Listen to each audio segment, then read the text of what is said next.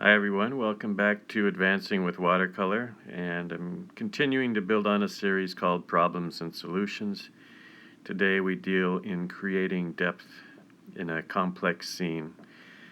This is a scene of Venice from a past trip. This past September I was in Venice and we took a day excursion up to this bridge which is near the train station, Santa Lucia train station. I believe it's called the Guglielmi Bridge. Not sure of my pronunciation. Anyway, we did a few paintings on this location. This is one of my favorite views that I'm going to develop into a monotone today, but use this motif to talk about perspective and ways that we estimate perspective as painters. Perspective is an important concept, of course, when you're doing urban scenes such as this. And we use a few tricks or a few devices to help us. One is our eye level. We need to be able to judge our eye level whenever we're looking at any sort of urban scene. This green line that you see is my eye level. And the second thing we do is we sort of estimate where a vanishing point might be along this eye level to help us construct lines, which windows or rooftops or awnings, things such as this, lines which help us to place these along along our buildings, so that they tend to get smaller as they move away from us. Below my eye level, you can see I've drawn some red lines. These are to help me align the awnings, the pathway, any lower windows, and you notice that they rise to the vanishing point, whereas the windows descend to the vanishing point. Another concept that helps us to create depth, aside from these perspective guidelines, are repeated shapes. As they move towards the back, they diminish in size, and you can see that in the awnings and the windows. People, too, are repeated shapes, and as they move back into the picture plane, they are getting smaller, and also they rise in the picture plane, so the head level is getting higher. This is just a view for comparison, standing in the marketplace rather than looking down on it, and you see how the perspective is very different. In any case, I think this drawing may illustrate it better because I've used some of those lines to help guide the placement of windows and awnings and people. And the perspective is, even in this flat rendition, is starting to have a feeling of depth. And so we'll get into the painting of it, and I'm going to be working with a single tone, as I mentioned. This tone is sepia. And what I'm doing at this stage is just starting to block in. So let's speed up a little and move into establish the blocking in of the view of Venice. And again, this is looking from a height. I'm looking down on the scene. I'm standing on the top of the bridge and looking down. And I was very intrigued by this scene and wanted to paint it on location, but the traffic at this time of day was just too much to allow me to be comfortable. So I took some photographs and I made a sketch in my sketchbook that I plan to use later. And so I'm developing this painting in the studio from memory and from images and from my sketchbook. And as I'm laying in the tones, of course, I'm thoughtful about edges, too. Working with watercolor, we have lots of different types of edges available to us. Actually, not lots. We have 3 or 4. But in the background, you'll notice a very soft edge to the buildings. By background, I mean the distant buildings, the darker passage that I painted. The top edge is very soft. This is another way that we create the illusion of depth in our scene. So we have several things at our disposal, and as you do more and more scenes that involve creating depth at landscapes or urban scenes such as this, it makes sense to sort of plan on how you're going to use receding lines of perspective or diminishing shapes, as I'm doing here. I'm creating the awnings, and you notice they're getting smaller and smaller, as well as the angle change as they move deeper into the picture plane. The same with the pitched awnings in the center of the marketplace. Those are diminishing also. And also edges, soft edges. Soft edges, even if it's a dark shape, if it has a soft edge, it's going to diminish. It's going to recede in the picture plane. Hard edges are great if you want to make a shape advance or if you want to create a focal point.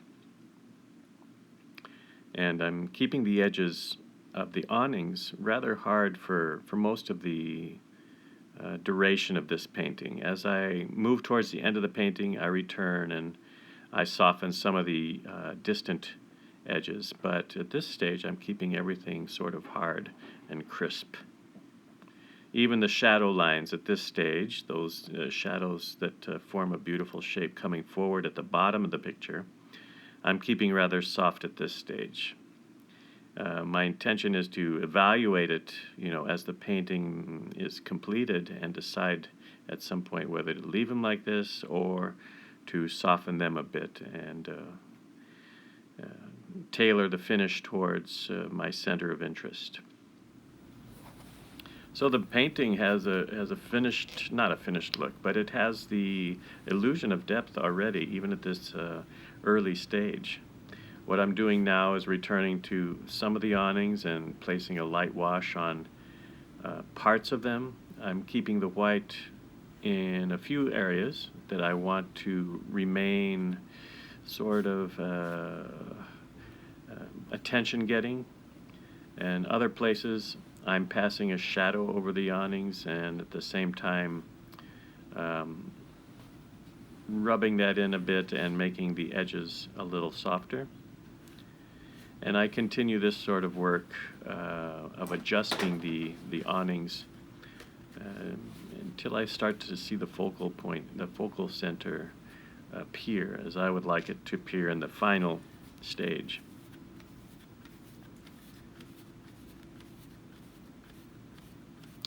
I can really recommend working in a single color like this, not only because it has a nice quality to it, but it just makes everything a little simpler. And if you're a juggler, you know from experience that juggling 2 balls is easier than judging 3. So it cuts down our decision making when we're painting and allows us to focus perhaps more on the technical side of what's happening with the watercolor and be able to respond to that. It also allows us to, it gives us a little sense of creative improvisation, and we feel more likely to follow the painting or improvise with the painting as it's developing. If we're when we're working in a single color. I've noticed that in myself, and I imagine that's true for most of us. When we move to color, we tend to we have to become a little more thoughtful as to our mixtures and keeping purity in certain areas and so on. Anyway, it's just more information that we grapple with when we're working with color. So I recommend, especially if you're developing an image and just starting to get to know it and perhaps have a future colorful painting in mind, but you want to develop the structure and you want to develop the tonal quality and the idea of your the pieces of the painting, such as shadows and buildings and everything that goes into making the building. You want to develop that a little bit before you get into the color aspect. So what I'm doing now is I'm starting to define the components of the building that's facing us. That means some of the architectural lines, some of the windows, some of the shadows under the awnings, and you can see, I believe you can see how I'm starting to follow those lines of perspective that I talked about earlier. We don't paint, in this case I haven't painted those lines directly, but the windows that I'm laying in, or the rooftops that I'm adding to the buildings, are definitely keeping those lines of perspective consistent. So each building has a separate vanishing point. In other words, these buildings on the left, there's maybe 3 or 4, slightly different vanishing point because they're slightly offset. Same with the buildings on the right, a different vanishing point. And while I haven't really placed that in my painting, I have it as a working thought. And the more you do these sorts of urban scenes, the more that natural that becomes. In the beginning, perhaps drawing it out with a little more detail is going to be helpful. As you become more fluent with the urban scenes, it'll become more of a second nature that you create these lines of perspective. And it is very much something that I would call a painter's perspective. If our drawing or painting is to have a more functional purpose, such as a architectural rendering or a diagram for an engineer, our precision would need to be very high and our proportion would have to be more exacting. With painting, we can be much more fluid and allude to perspective without being definite. I find this a liberating idea because my painting is very dependent on brushwork, and I want those brush strokes to emerge out of a feeling of gesture and a feeling of direction. So having an idea of where and how to place the brush strokes, in other words, some forethought towards perspective, helps me to be confident and bold with the brushwork. So I'm not really following any predetermined lines, but more of a directional sense, if that makes sense to you. Now the painting is evolving more along completed lines. I continue to place the repeated shapes of windows larger towards the edges of the painting, getting smaller and thinner as those windows move inward. This is another way that the artist is creating depth in the painting. And you can see that those awnings that were white and plain early on have now all sorts of tonal variations. Some of them may end up being colors, some are shadows, and some have been left white. Well, I've decided to go ahead and mute this foreground in spite of my love of those shapes that I created.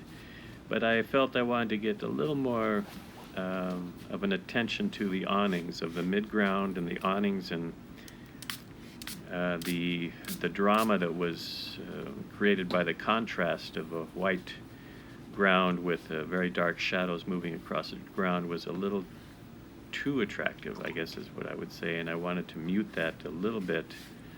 So I've added just a very pale wash, and at the same time I can go back into these shadows and soften them just a bit. This is a way that we can soften edges after the fact. We don't always have to paint wet into wet. We can return with a similar color, and as you see me doing, I was softening those shadows and getting a little different result to the edge.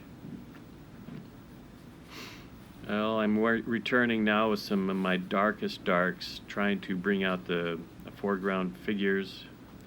3 merchants in the front talking about what they're going to sell, or perhaps they're talking to customers. Anyway, I've placed the idea of figures.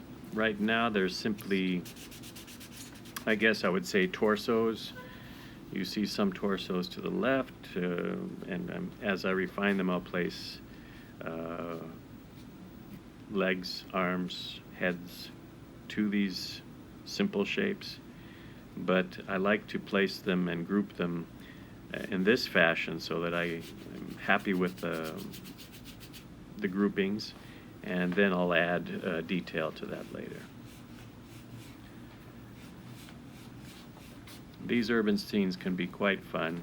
We don't always have an opportunity to paint where we'd like, so in this case is a good example of that, because the small bridge that I was standing on was just too busy. It's a kind of a thoroughfare in Venice, a pedestrian thoroughfare, and I just wouldn't be, I would be interfering with the foot traffic and making people angry, and I don't want to do that when I'm trying to have a nice, easy day of painting. I would prefer to stand in the shadows, off the beaten path, and draw and sketch at my own pace. Right. So this is what I'm doing here. I try to capture some of the energy of the marketplace by how I structure the figures, and I move the buildings a little closer together to condense the feeling of energy, and place lots of figures to give the feeling of a crowded scene. These figures are sort of random. Some are derived from a photograph, but others are placed more where I think they'll look good, like casting a shadow in the foreground is another way I can emphasize the light. Standing in front of the stall is a great place for the figures, showing groups of figures moving towards the back, getting smaller. But all these figures are rising in the picture plane. If you notice, they are getting higher and higher in the picture plane, which is quite different than if we're standing on level ground, where all our figures tend to meet the same line. Yes, we're painting people of different heights, but when we're drawing figures on the same line, heads tend to line up. So this is one strong way that we can indicate that we're looking down on the scene from a point of sort of an aerial perspective. At this point I'm adjusting, and I'm going to place a few more figures, but I'm blurring lines that I think might look better if they're softer. I'm sharpening passages under awnings where I want a little more of a draw. I'll finish this painting by adding some whites. If I want to, for example, get a stronger attention to the figures under that main valance or main awning, I'll add some whites, as you see I've done here, and we get a little feeling of the light just skipping off the tops of shoulders or heads, and this is kind of the finish to the painting. And so I hope this has been helpful in understanding how we go about creating depth in a painting through use of some of the simple laws of perspective. And we also use diminishing shapes, we also use edges, and we also use warm colors against cool colors. Warm colors tend to advance, whereas cool colors tend to recede. So we use these things to help us create depth and exaggerate depth in painting. I hope this was helpful. Thanks. And I would recommend checking the description for references to other videos that deal with the same subject, for a list of my materials, and for other helpful links that will help you in creating depth in your paintings.